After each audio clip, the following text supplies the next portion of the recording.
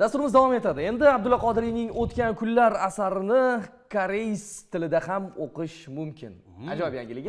Chunki O'tgan kunlar alohida aytishimiz kerak, bizning umuman o'zbek xalqining bir eng sevimli asarlaridan biri, qadrdon asarlarimizdan biri. Chunki o'tgan kunlarda mentalitetimiz, qadriyatlarimiz aks etgan. Shunday emasmi? Xuddi shunday.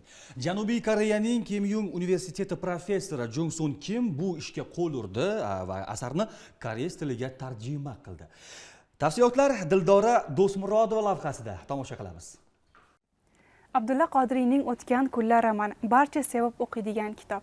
2024-yil bu kitob Misr Arab Respublikasida arab tiliga tarjima qilingan, so'ng Saudiya Arabistonida ham bu kitob bir necha bor nashr etilgan. Keyinchalik mazkur kitob koreyalik olim tarjimon qo'liga tushgan va uni koreys tiliga tarjima qilgan. Savol tug'iladi, bu asar qaysi jihati bilan koreyalik olimni o'ziga jalb etdi? 제 번역을 사실은 1차 번역을 다 끝냈습니다만 늘 마음에 Bu kitobni qo'limga olar ekanman, yoritilgan voqealar Koreyadagi kitobsevar muxlislar yuragidan joy olishiga shubhalanmadim. Odatda asarlar so'zma-so'z tarjima qilinadi, ammo men bu usuldan foydalanmayman. Asarning chuqur mohiyatini anglash uchun qahramonlar hayoti, ularning bosib o'tgan yo'llarini adabiy jihatdan o'rganish men uchun juda ham muhim.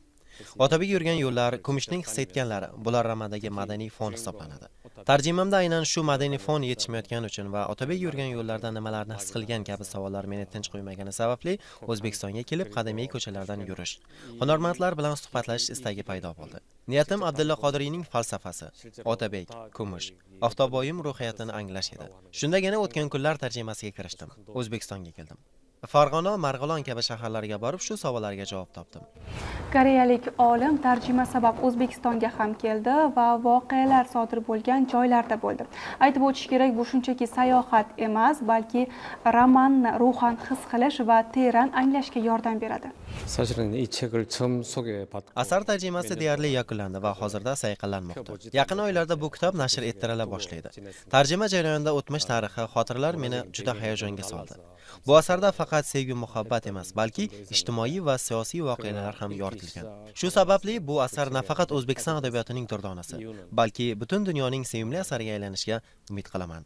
Albatta, bunday tashabbuslarni qo'llab-quvvatlashda yaqindan yordam bergan Janubiy Koreyadagi O'zbekiston elchixonasiga, O'zbekiston Respublikasi Tashqi ishlar vazirligiga, O'zbekiston Badiiy akademiyasiga va Farg'ona viloyati hokimligiga chuqur minnatdorchilik bildiramiz.